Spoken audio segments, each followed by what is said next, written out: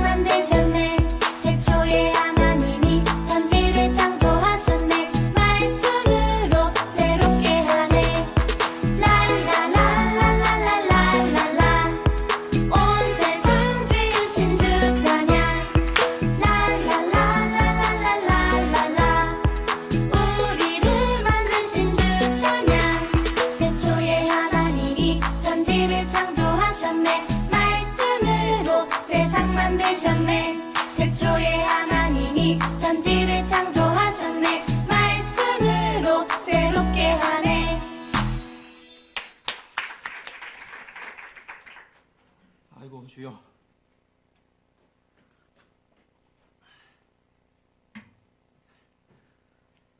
이것도 만만치가 않습니다. 예. 제가 보니까 이제 여기 계신 몇 분들하고 아마도 이제 집에서 하시는 분들 보니까 이제 많이 능숙해지셨을 것 같아요. 다음 주 한 번 더 할 건데, 근데 그때쯤에는 이제 다들 이제 안 보고서도 할 수 있을 것 같습니다. 축복합니다. 저 율동의 가사가 여러분들의 삶의 고백이 되고 믿음의 고백되기를 간절히 축원합니다. 아멘입니다. 자, 오늘도 말씀에 귀 기울이시길 바랍니다. 우리가 주님께서 오늘도 말씀을 통해서 하나님의 마음을 들려주시고 또 깨닫게 하실 줄로 믿습니다. 그래서 우리 모두가 저마다 처소에서 여기 있든지 또 가정에서 예배하든지 말씀을 듣고 믿음으로 반응해서 삶의 변화를 맛보게 되기를 간절히 소망합니다. 오늘 말씀은 이제 주제는요, 제목하고 똑같아요. 하나님이 이미 다 주셨고 그리고 또 여전히 주시고 계신다. 오늘 창세기 1절 29절 말씀을 다시 한번 우리가 읽어보면서 또 설교 가운데 깊이 들어가겠습니다. 자, 시작.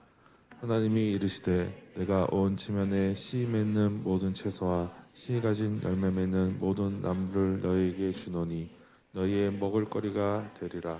아멘. 자, 하나님은 하나님의 형상을 따라 창조한 인간이요, 목숨을 위해서 먹고 살아야 될 음식을 제공해 주셨다고 지금 말씀하시는 거예요. 이 말은 뭐냐? 단순히 먹을 것만 줄게 이 뜻이 아니라 우리가 인간이 이 땅에서 살아가는데 꼭 필요한 것들, 그런 것들을 하나님께서 이미 다 주셨다, 또 주신다라는 뜻입니다. 이것을 하나님만 말씀하신 게 아니에요. 우리 주님께서도 이와 비슷한 말씀을 살아생전에 이 땅에 계실 때 말씀을 해 주셨습니다. 예수님이 2000년 전에 이스라엘 땅에 오셔서 거기에서 활동하실 때 그 땅에도 지금처럼 목숨 때문에 무엇을 먹을지, 무엇을 마실지, 또 몸을 위해서 무엇을 입어야 될지를 알고 염려하는 사람들이 많이 있었던 거예요.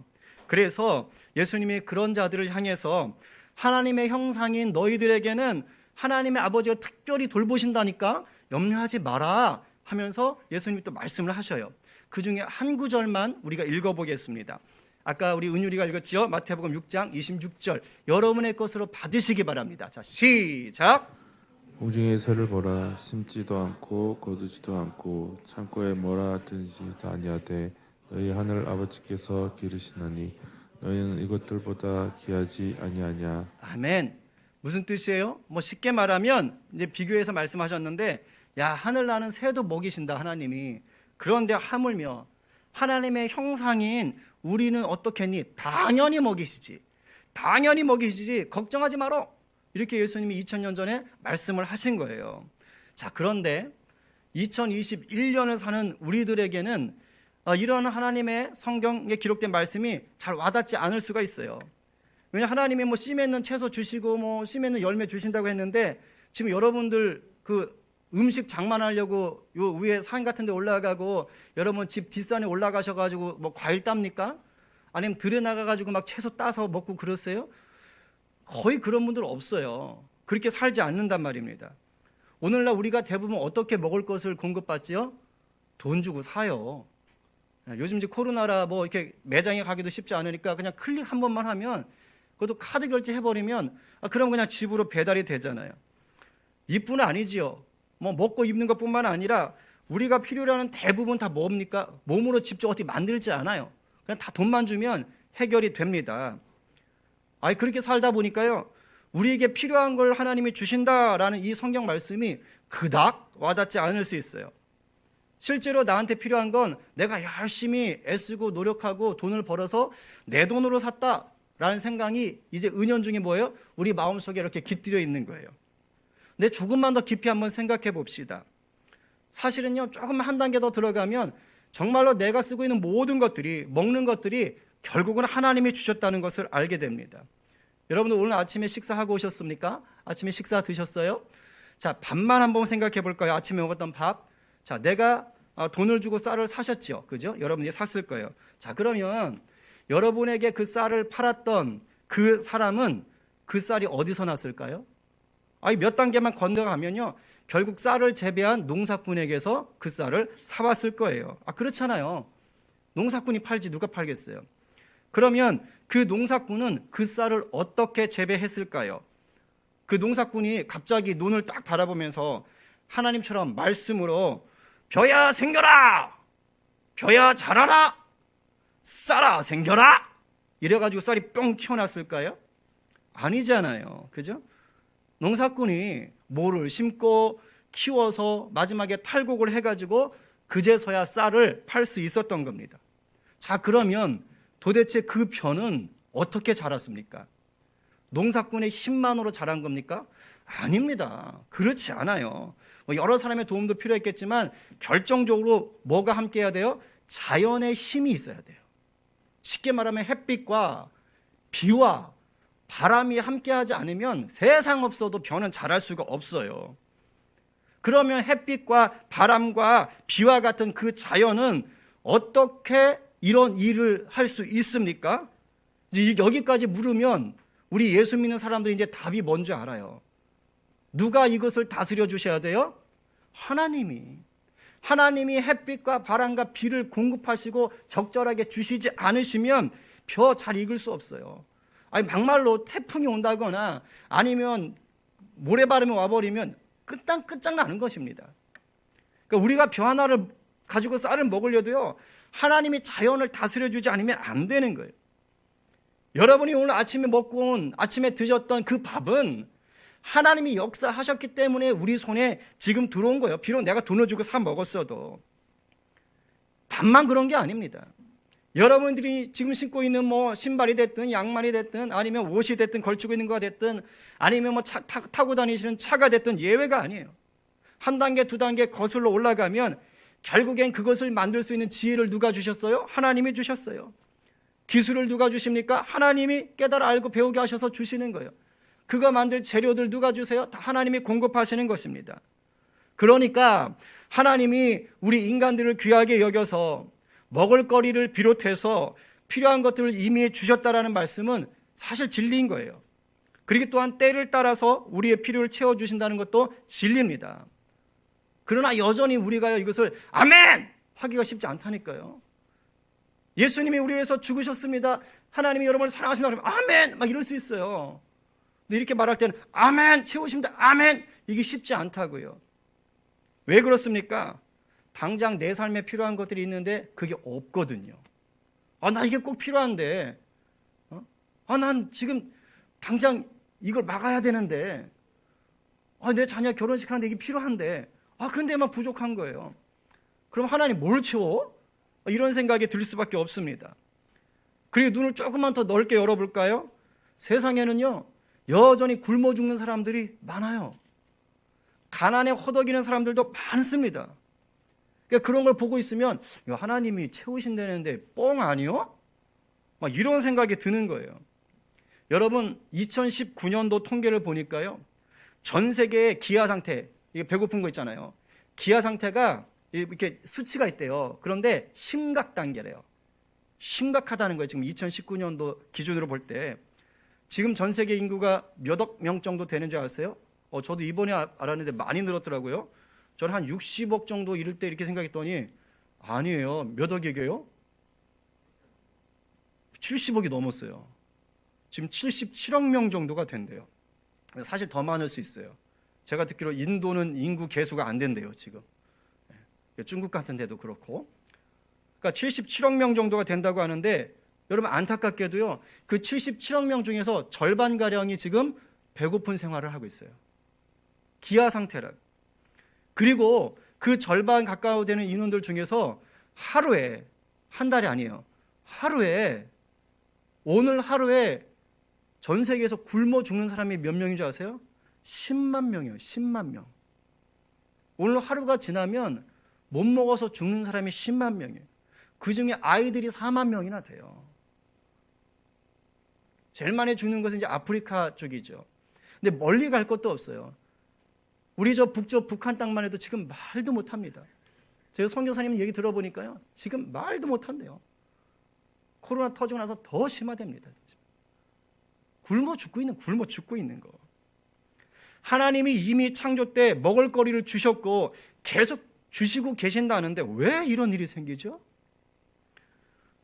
너무도 쉽게 답하는 것처럼 보이지만은요, 결국에는 죄 때문에 이런 일들이 생기는 것입니다. 그러니까 하나님이 창조한 생명체가 살아갈 수 있도록 필요한 것은 다 이미 제공하셨어요. 이거는 진리예요. 그런데 인간들이 죄를 지으면서 하나님이 공급하신 것들이 바르게 흘러가는 것을 막아버린 거예요. 실제로 이 지구상에 있는 식량의 양만 놓고 보면 지금 77억 명이 아니라 2배면 얼마예요? 154억인가요? 2배가 넘는 인구가 먹어도 남는 식량이 있대요. 이미 그만큼의 식량이 있어요. 그런데도 전 세계의 절반은 굶어 죽고 있는, 어떤 곳은 남아돌고 있는 그런 실정인 거예요. 전 세계가 가지고 있는 부의 불균형도 아주 심각합니다. 여러분, 백만장자라는 말 들어보셨죠? 혹시 백만장자 있으신가요? 모니터 안에 계신 성도님 있으세요? 되고 싶으세요? 백만장자? 한번 꿈꿔보시겠어요? 왜 꿈을 못 꾸시지? 그러니까 제가 볼 때는 아마 백만장자 인문이 있을 수도 있어요. 이제 잘 들어보세요. 전 세계 인구 중에서 백만장자의 비율, 이제 77억 명 중에서 백만장자의 비율이 몇 % 정도 될 것 같아요? 이제 스위스에 있는 그 크레디트 스위스라는 그 세계적인 은행이 있거든요. 그 은행에서 매년 전 세계 부에 대해서 보고서를 낸대요. 전 세계 부 보고서를 내는데 작년에 보고서를 보니까 전 세계 백만장자가 세계 인구의 몇 %냐? 1%. 그러니까 백만장자가 1%밖에 안 돼요. 근데 그 1%의 사람들이 전 세계 부의 43%를 가지고 있어요. 그러니까 부가 그만큼 그 사람들한테 몰려 있겠죠. 아주 쉽게 말할게요. 우리 다음 세대를, 이게 막 안 돌아가는 세대를 위해서 아주 쉽게 말할게요. 자, 여기에 사과가 100개가 있어요. 사과가 100개. 그리고 100명의 사람이 있어요. 그런데 한 명이 그 사과 중에서 43개를 가지고 있는 거예요. 한 사람이 다 가지면 좋겠지만, 그죠? 한 사람이 43개를 가지고 있는 겁니다. 그런 상황이라는 거예요. 지금 상황은 그렇다는 거예요. 그런데 자, 1% 안에 드는 이 백만장자는 그럼 과연 얼마만큼의 돈을 가진 사람일까요?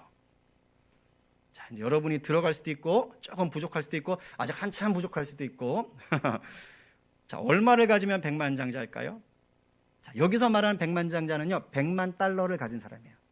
그러니까 집이 됐든 땅이 됐든 아니면 현금이 됐든 다 합쳐서 미국 돈으로 100만 달러를 가진 사람. 우리나라로 바꾸면 얼마일까요? 100만 달러 갖고 한국은행 갔다 오면 얼마 주냐면 지금 시세로 가면요 11억 2천만 원 정도 줘요. 생각보다 얼마 아닌가요 혹시? 100만 달러 세계 1% 안에 드는데 그게 우리나라 돈으로 따지면 11억 2천만 원. 근데 요즘 뭐 아파트가 엄청 올랐죠. 뭐 10억 넘는 아파트도 요즘 뭐 정신없이 많던데. 그러니까 만약에 그 아파트를 내가 내 돈 내산이라고 그러더라고요. 만약에 내 돈 주고 사서 아파트 10억짜리 넘는 걸 갖고 있다. 그냥 백만장자인 거예요. 집 한 채로 백만장자. 그러니까 우리나라에도 백만장자가 몇 명이냐? 작년 2019년 기준으로 100만 명 정도가 된대요. 100만 명. 근데 우리나라 인구로는 2%. 2%. 그러니까 만약에 세계 그 부의 추세로 따진다면 그 2%의 사람들이 세계 추세 그대로 간다면 우리나라 부의 43%를 가지고 있다는 거예요. 이제 제가 이거 얘기하는 것을 좀 오해하시면 큰일 납니다. 저는 지금 이 말을 하는 게 뭐 식량을 쌓아놓고 있는 사람이나 그런 나라 또는 뭐 이렇게 백만장자가 나쁘다 절대 그런 소리 아닙니다. 절대 그런 소리 아니에요. 그리고 뭐 그 많은 사람들 뭐 43% 갖고 있는 1%의 돈을 다 빼앗아 가지고 없는 자들한테 똑같이 나눠주자 절대 그런 소리 하라는 거 아닙니다. 그런 거 누가 하는 거예요? 공산주의자들이 하는 거예요. 근데 공산주의자들도 자기들도 지키지 못해요. 자기들의 권력과 부를 위해서 사람들을 속이는 거짓말에 불과한 겁니다. 여러분 성경은요 결코 부를 균등하게 똑같이 나누자라고 얘기하지 않습니다. 모든 사람들이 똑같은 정도의 재산을 가져야 한다고 성경은 얘기하지 않아요. 성경은요 분명히 경제력의 차이를 인정합니다.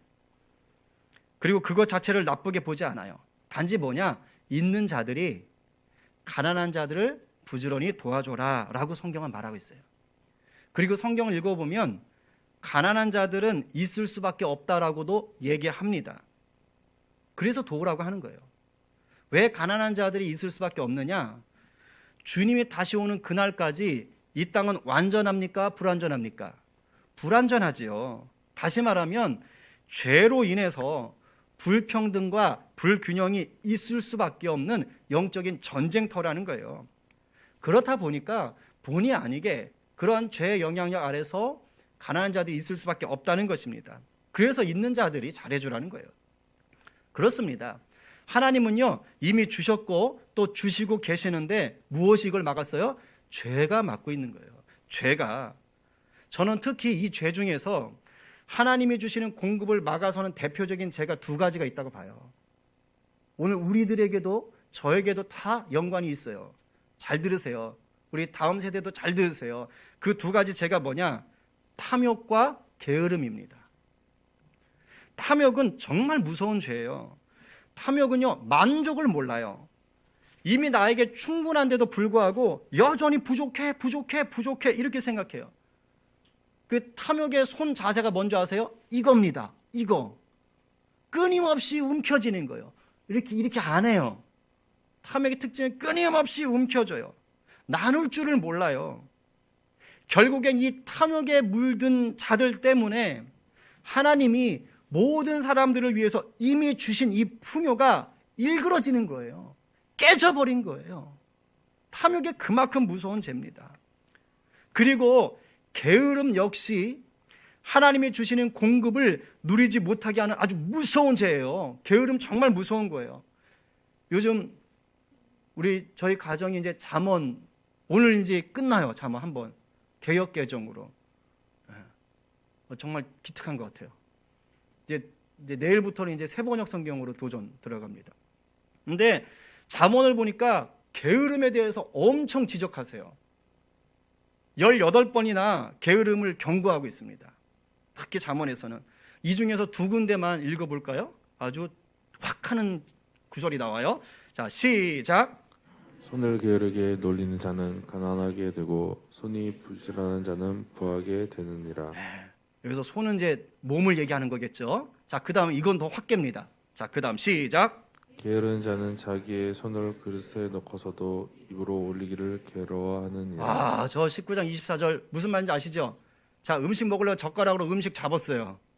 근데 이걸 떠서 입에다 넣는 게 귀찮은 거예요. 할아버지 죽었는데 이거 어떻게 올라? 안 먹어. 이렇게 되는 거, 이렇게 되는 거. 이 정도로 게으른 걸 얘기합니다. 여러분, 게으른 자는요, 하나님이 주시는 풍요를 절대 누릴 수 없어요. 마치 뭐와 같냐면 이 큰 그릇이라고 생각해 보세요. 그릇이 이렇게 되어 있지 않고요, 이렇게 뒤집어 있는 거 똑같아요. 담을 수가 없어요. 저도 그릇을 뒤집어 놨으니까. 게으른 자가 그와 같습니다. 실제로 가난한 사람들 모두가 게으른 건 절대 아니에요. 그런데요, 게으른 사람들 중에는 가난한 자들이 많습니다.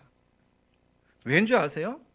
하나님이 그 사람들에게 필요한 것들을 주시는데요, 그것을 찾으려고 안 해요. 그것을 가꾸려고 하지 않아요. 게을러서. 그래서 죄가 되는 것입니다. 그래서 죄가 되는 것이에요. 자, 그렇다면 우리가 이런 세상 속에서 하나님이 이미 주셨고 계속해서 주시는 것들을 받아 누리기 위해서 또 나누기 위해서는 어떻게 해야 되느냐? 잘 들어야 돼요. 바로 육신의 양식에만 집착하지 마시고 영의 양식을 부지런히 먹을 수 있어야 돼요. 즉, 내 목숨을 위해서 무엇을 먹을까, 무엇을 마실까, 무엇을 입을까만 걱정할 것이 아니라 내 영혼을 위해 하나님의 말씀을 부지런히 맛있게 꼭꼭 씹어서 날마다 드셔야 된다는 것이에요. 우리 시원이 요즘 통독하는데 그 엄마가 통독 그 체크표를 하나 사줬는데 거기에 부록으로 뭐 스티커 같은 게 하나 달려왔거든요. 근데 거기 그렇게 써 있어요. 네 몸만 다이어트하면 뭐 하냐? 네 영혼도 좀 생각해라. 뭐 이렇게 하면서 뭐 써 있는 거 맞습니까? 네. 그러니까 네 몸만 생각하지 말고 네 영혼도 좀 생각해라. 이렇게 써 있는 거예요. 네? 우리가 말씀을 먹을 수 있어야 된다는 거예요. 예수님이 이것을 친히 보여주셨어요. 친히. 예수님이 요단강에서 세례 받으신 후에 사역을 하러 바로 가지 않고요, 광야로 가셨어요. 자, 며칠 금식하셨지요? 40일을 금식 기도하러 가십니다. 근데 그때 마귀가 쪼르륵 하고 와요. 그리고 예수님한테 3가지 유혹을 합니다. 그 첫 번째 유혹이 뭐지요? 바로 돌을 떡으로 만들라는 거예요. 왜 그렇게 말했느냐? 지금 예수님이 금식하는데 예수님은 육체로 오신 분이에요.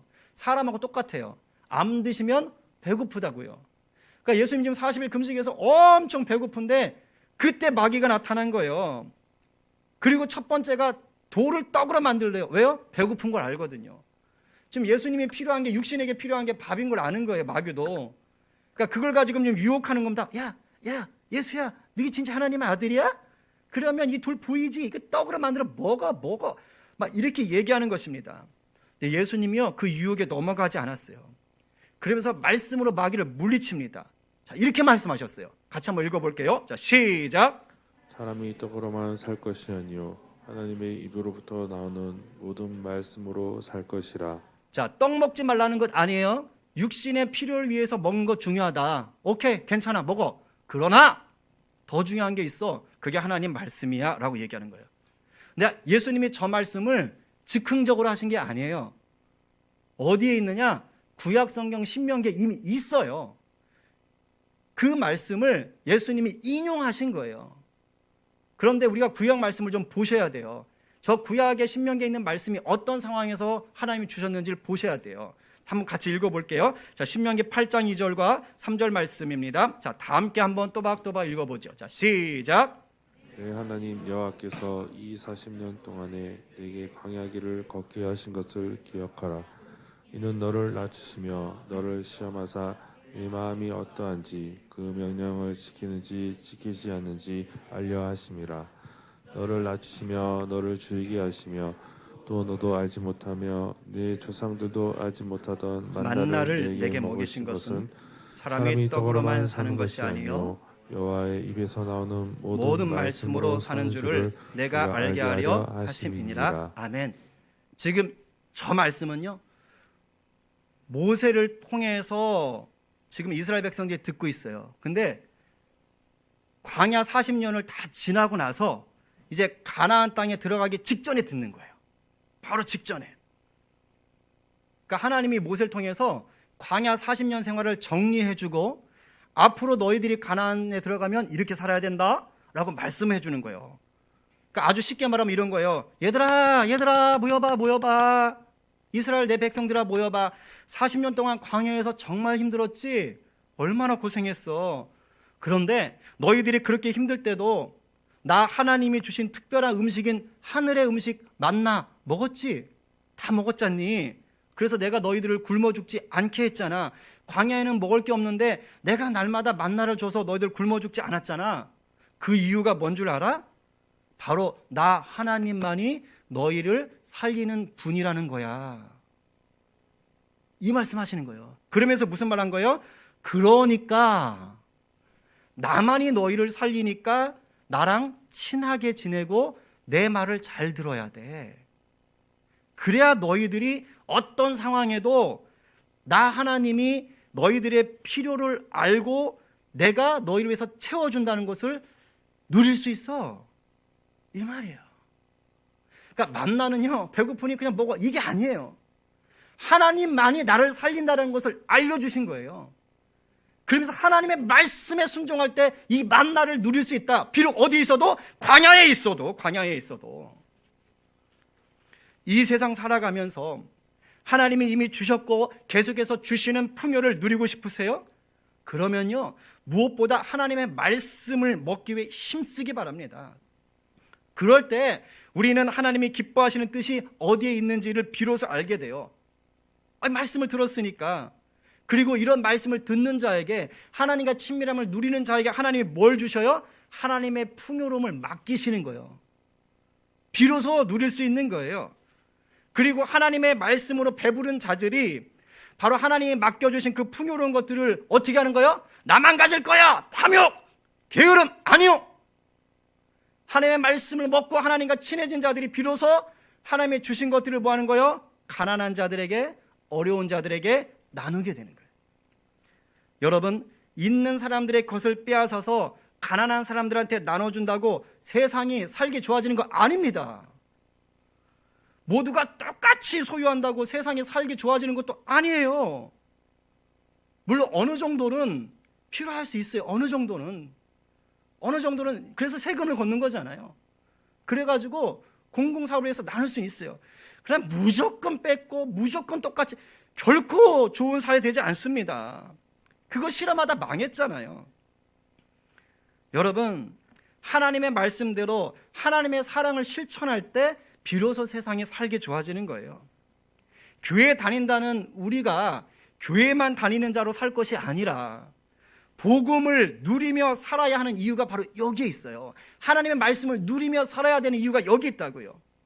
예수 믿는 우리가 예수 믿지 않는 사람들에게 복음의 증인이 되고 복음을 증거해야 되는 이유가 여기 있는 거예요. 이 복음을 듣지 못하면 어떻게 되는 거예요? 하나님이 주신 풍요를 탐욕과 게으름으로 움켜쥔다니까요. 여전히 심각한 식량의 불균형, 부의 불균형이 자발적인 나눔과 섬김으로 흘러가게 하는 길은 복음의 능력밖에 없습니다. 탐욕과 게으름으로 막힌 하나님의 공급이 다시금 제대로 흘러가게 하는 길도 복음의 능력밖에 없습니다. 성경이 이것을 보여줘요. 사도행전에 나타난 초대 교회를 한번 보십시오. 복음을 들었어요. 성령으로 충만해졌습니다. 오순절 성령의 역사가 일어났어요. 그러자 교회가 바뀌어버렸어요. 뒤집혔어요. 사도행전 2장 44절 45절이 그 단적인 예입니다. 우리 쉬운 성경으로 한번 읽어볼게요. 자, 시작. 있는 사람들은 다 함께 모여 모든 물건을 공동으로 사용하며 살아갔습니다. 그들은 재산과 모든 소유를 팔아서 필요한 사람들에게 나누어 주었습니다. 이거 누가 시킨 거예요? 누가 와가지고 시킨 거예요? 아니요. 성령 안에 있으니까, 복음 안에 있으니까 자발적으로 기쁨으로 한 거예요. 뭐 성경에 저렇게 써 있다고 오늘날도 우리 믿는 사람들은 다 같이 공동생활 합시다, 재산 다 팔아 갖고 오세요? 아니요, 그렇게 할 필요 없습니다. 그렇게 하라는 것도 아니에요. 저 말씀의 본질은 뭡니까? 복음이 살아있는 곳에는 어디나 사랑과 자발적인 나눔과 돌봄과 연합이 춤춘다는 겁니다. 왜냐하면 복음이 들어가면요, 그 자리에는 더 이상 탐욕과 게으름이 활기를 칠 수가 없어요. 교만과 미움도 설 자리를 잃고 맙니다. 마침 오늘 우리가 선교구제 장학헌금을 드리기로 정한 주일이에요. 안 그래도 코로나로 살림이 어려운 분들이 많은데 왜 이런 날을 정했을까? 제가 고민 많이 했거든요. 올해는 이거 없을까? 그래서 건축 비전 헌금은 아예 이제 그냥 이게 날 빼버렸잖아요. 흥이라도 부담드릴까 하면서. 근데 제가 그냥 이것은 그대로 두는 이유가 있어요. 뭐 안 믿는 세상 사람들이 요즘 욕이 많던데 뭐 목사가 성도들 돈 뜯어내려고 하냐? 천만의 만만의 말씀입니다. 저는요, 단지 우리가 복음이 살아있는 교회로 좀 살아보자고 도전을 드리는 것 뿐이에요. 이건 결코 강제 의무도 아니에요. 여러분 무조건 그런 거 아니에요. 초대교회 역사처럼 자발적. 성경에서 나누라고 하나님이 누누이 말했어요. 놀라운 건요, 게을러서 가난해지는 건 죄잖아요. 근데 하나님이요, 그런 거 안 따지고 가난한 자는 무조건 도와라 이렇게 말씀하세요. 일단 도우래요. 어려운 자는 일단 도우래요. 성경이 그렇게 명령했기 때문에, 또 그렇게 사는 게 맞기 때문에 우리가 십시일반 혼자서 큰 돈 못 내잖아요. 십시일반 함께 실천해보자 라고 해서 교회적으로 이것을 정해서 이제 하는 거예요. 언젠가 제 멘토 목사님이 해주셨던 말씀을 여러분에게 전했던 적이 있습니다. 기억하십니까? 주면 부자다. 주면 부자다. 이걸 제일 잘하는 분이 우리 하나님이에요. 하나님은 엄청 주세요. 창조부터 지금까지 계속 줍니다. 그리고 실제로 하나님이 엄청 부자세요. 온 우주에 없는 게 없으시고 최고 부자십니다. 이분은 늘 주세요. 그런데 특별히 하나님의 말씀을 맛있게 먹고 말씀대로 살려고 하는 성도에게 풍성히 주십니다. 때를 따라 도와주세요. 그리고 이렇게 받아 누리는 성도는 그것이 많든 적든 하나님이 자신에게 주신 것으로 부지런히 나눕니다. 그래서 늘 주는 자, 베푸는 자로 살아요. 고로 그런 성도는 부자로 살 수밖에 없는 거예요. 주면 부자니까. 이제 정리합니다. 하나님은 우리의 필요를 아시고 이미 주셨습니다. 그리고 계속 주고 계십니다. 그러나 내 육신의 필요에만 집중하는 자는 이것을 누리지를 못하고 오히려 방해합니다. 탐욕과 게으름에 붙들린 자도 이것을 누리지 못하고 방해합니다. 예수 그리스도를 통해 하나님의 말씀으로 그 영혼이 배부른 자만이 하나님이 주시는 풍요를 누리고 또 부지런히 나누게 됩니다. 그리고 이 나눔과 섬김을 통해서 세상의 결핍과 배고픔과 가난이 위로받고 치유받는 거예요. 바라기는 저와 여러분이 이 놀라운 은혜를 누리고 나누는 복된 성도 되기를 간절히 축원합니다. 우리 마지막으로 빌립보서 4장 19절을 함께 선포하고 오늘 설교 마치겠습니다. 다 함께 시작. 하나님이 그리스도 예수 안에서 영광 가운데 그 풍성한 대로 너희 모든 쓸 것을 채우시리라. 아멘. 우리 시간 찬양하고 기도하겠습니다.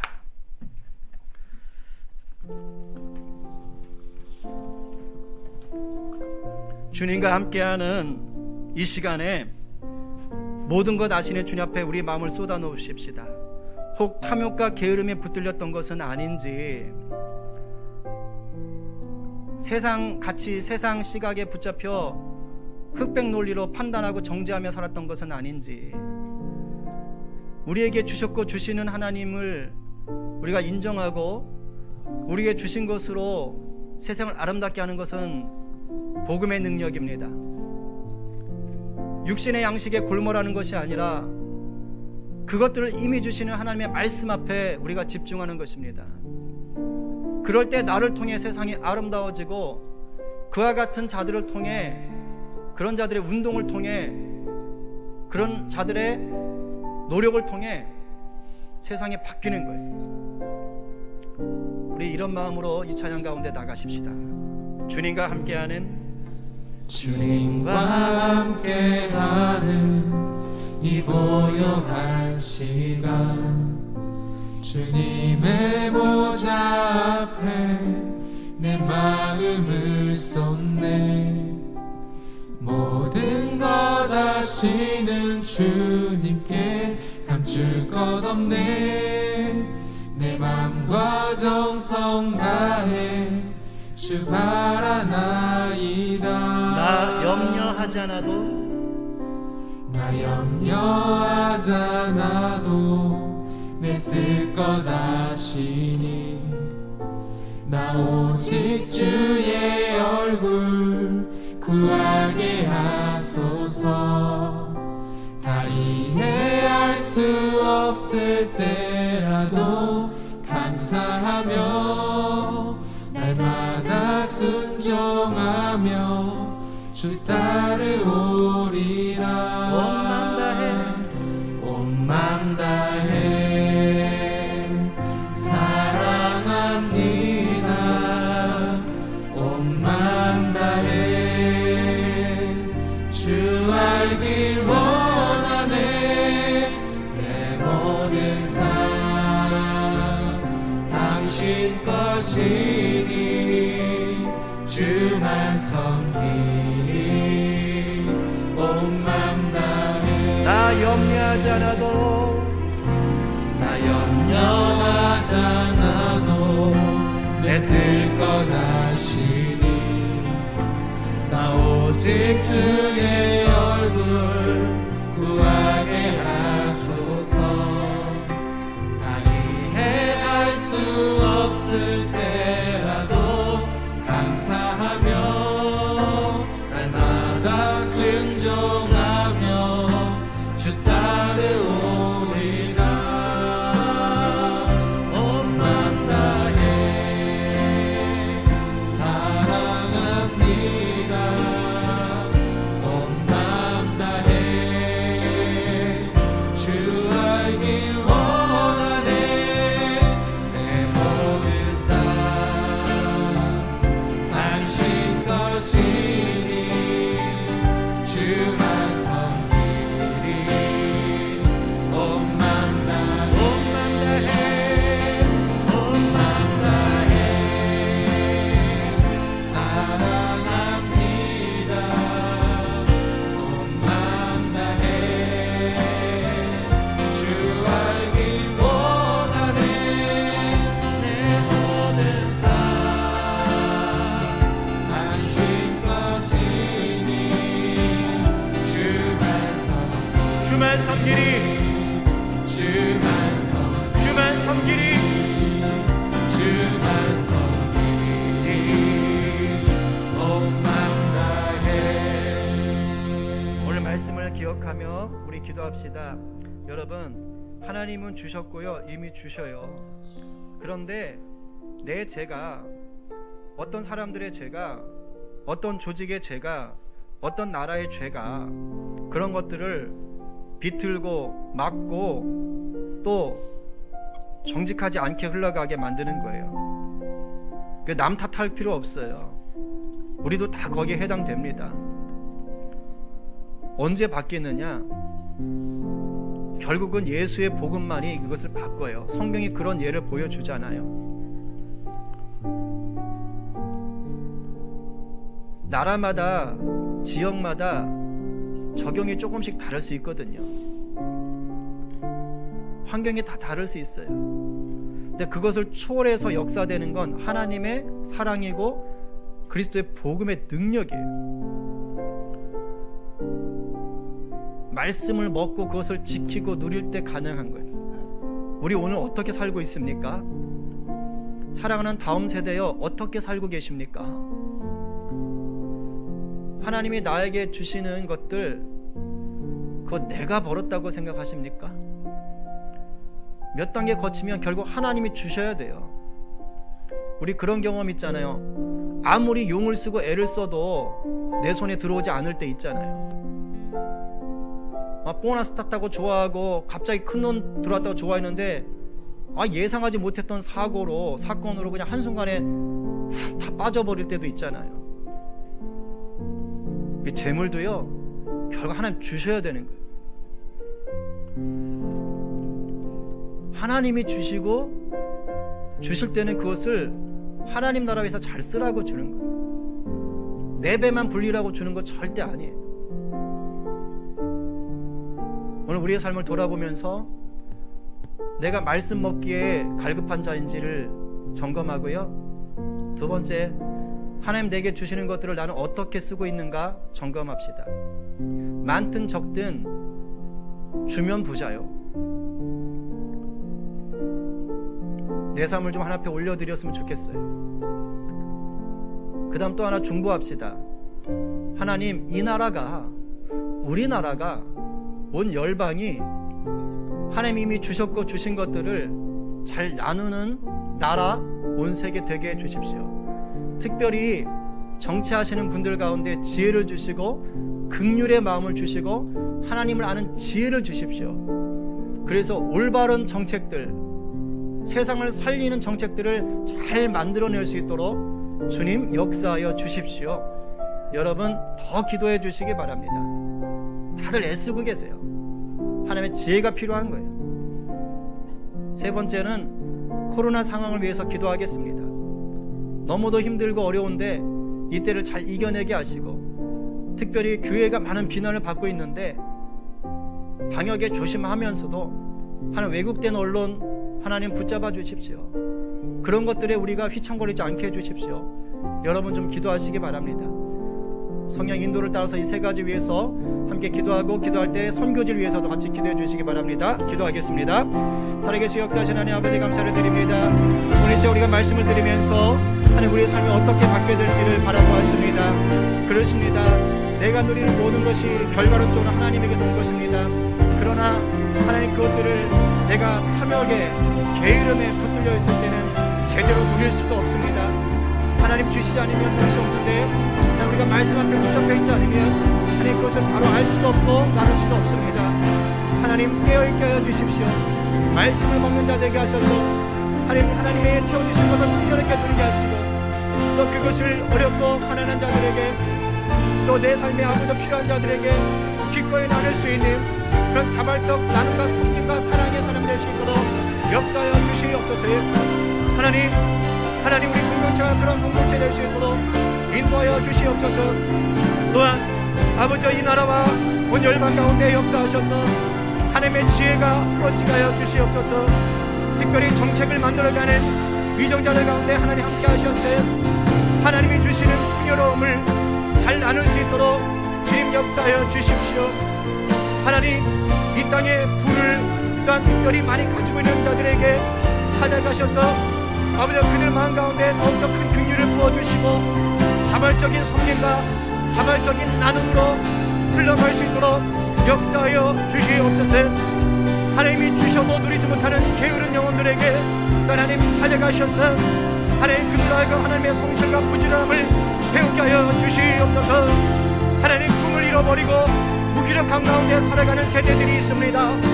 그들에게 복음의 열정을 다하셔서 하나님 나라를 위하여 일어나게 하여 주시기를 간절히 바라고 또 원합니다. 사회 구조적인 문제로 인해서 게을러질 수밖에 없고 무기력해질 수밖에 없는 그런 세대들이 있다면, 하나님 그런 나라들이 있다면 긍휼히 여기시고 다시 한번 복음의 능력으로 바꿔 주시옵소서. 하나님 코로나로 고통당하는 이 땅과 전 세계 가운데 함께 하셔서 아버지 불쌍히 여겨주시고 현존 코로나 바이러스로 더욱더 위협이 있는 이 때에 하나님 주의 은혜, 회복의 은혜가 역사되게 하여 주십시오. 아버지여 적절한 백신과 치료제들이 속히 상용화될 수 있도록 역사하여 주십시오. 코로나로 이 땅의 교회들이 많은 비난을 받고 있습니다.